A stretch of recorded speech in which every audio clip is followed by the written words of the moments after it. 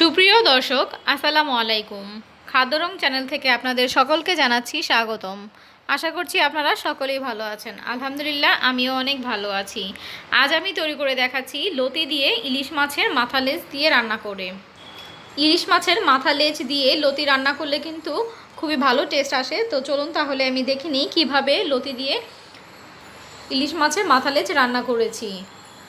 প্রথমে আমি একটি ফ্রাই প্যানে তেল দিয়ে দিয়েছি এবং এর মধ্যে আমি পেঁয়াজ কুচি দিয়েছি। আমি এখানে 2টা পেঁয়াজ কুচি দিয়েছি মাঝারি সাইজের এবং 7-8টা কাঁচামরিচ ফালি করে দিয়েছি। এবার পেঁয়াজ আর মরিচগুলোকে ভেজে নিচ্ছি।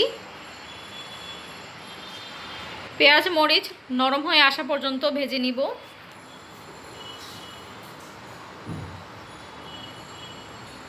দেখতে পাচ্ছেন পেঁয়াজটা কিন্তু নরম হয়ে এসেছে। এখন এর মধ্যে আমি দিয়ে দিচ্ছি হলুদ গুঁড়ো 1/2 চা চামচ এবং লাল মরিচের গুঁড়ো 1/2 চা চামচ। এবার মশলাটা একটু মিশিয়ে নিচ্ছি।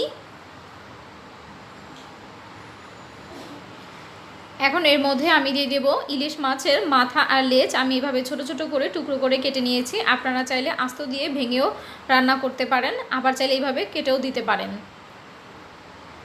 তো এবার আমি ইলিশ মাছগুলোকে কষিয়ে নেব। দিয়ে দিয়েছি 1/2 চা চামচ লবণ বা পরিমাণ মতো লবণ দিয়ে আবারও খুব ভালোভাবে মিশিয়ে নিচ্ছি। মাছগুলোকে খুব ভালোভাবে কষিয়ে নিব, মশলাগুলো যেন পুড়ে না যায়, তাই জন্য সামান্য পরিমাণে কিছুটা পানি দিয়ে দিলাম। এবার খুব ভালো করে মশলাগুলোর সাথে মাছগুলো কষিয়ে নেব।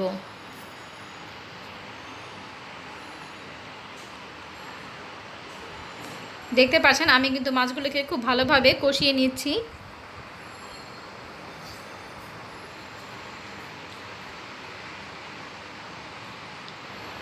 খুব ভালোভাবে কষানো হয়ে গেলে এর মধ্যে আমি দিয়ে দেব লতি। আমি আগে থেকে লতিগুলো পরিষ্কার করে নিয়েছিলাম এবং ধুয়ে রেখেছি। এখন সেই লতিগুলো আমি দিয়ে দিচ্ছি।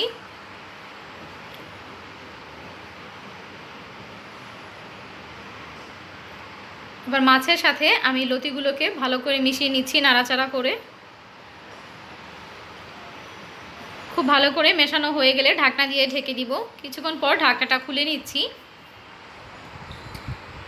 এবার নাড়াচাড়া করে দিচ্ছি, আবারও একটু মিশিয়ে দিচ্ছি। আমি কিন্তু এখানে কোনো আদা বা রসুন ব্যবহার করিনি, যেহেতু আমি ইলিশ মাছ দিয়ে রান্না করছি। ইলিশ মাছ দিয়ে কিন্তু রান্না করলে বাড়তি কোনো মশলা দিলে খেতে কিন্তু ভালো লাগে না, ইলিশ মাছের টেস্টটা থাকে না। তাই আমি এখানে কোনো আদা বা রসুন কোনো কিছুই দেইনি, বা ধনিয়ার গুঁড়া বা জিরার গুঁড়া কোনো কিছুই কিন্তু ব্যবহার করিনি। আমি বেশ কিছুক্ষণ সময় নিয়ে কিন্তু লতিগুলোকে কষিয়ে নিয়েছি, দেখতে পেরেছেন।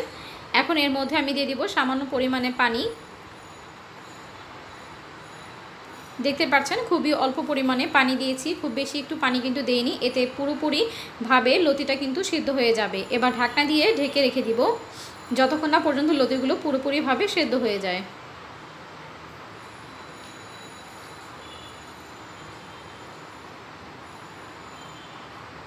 পুরোপুরিভাবে সিদ্ধ হওয়ার পর আমি ঢাকনাটা খুলে নিচ্ছি। দেখতে পাচ্ছেন পানিটা কিন্তু শুকিয়ে গিয়েছে। এই পর্যায়ে আমি একটু নাড়াচাড়া করে নিচ্ছি। এই পর্যায়ে আপনাদেরকে একটা টিপস বলে দিই, সেটা হচ্ছে অনেকেই বলে যে লতি রান্না করলে গলায় চুলকায়, তাই তাদের জন্য বলছি যাদের এরকম সমস্যা হয়ে থাকে তারা এই পর্যায়ে এখানে 1 চা চামচ লেবুর রস দিয়ে দিবেন, তাহলে আর গলায় কোনো সমস্যা হবে না। তো দেখতে পেলেন কত সহজভাবে আমি লতি দিয়ে ইলিশ মাছের মাথা লেজ রান্না করে নিয়েছি।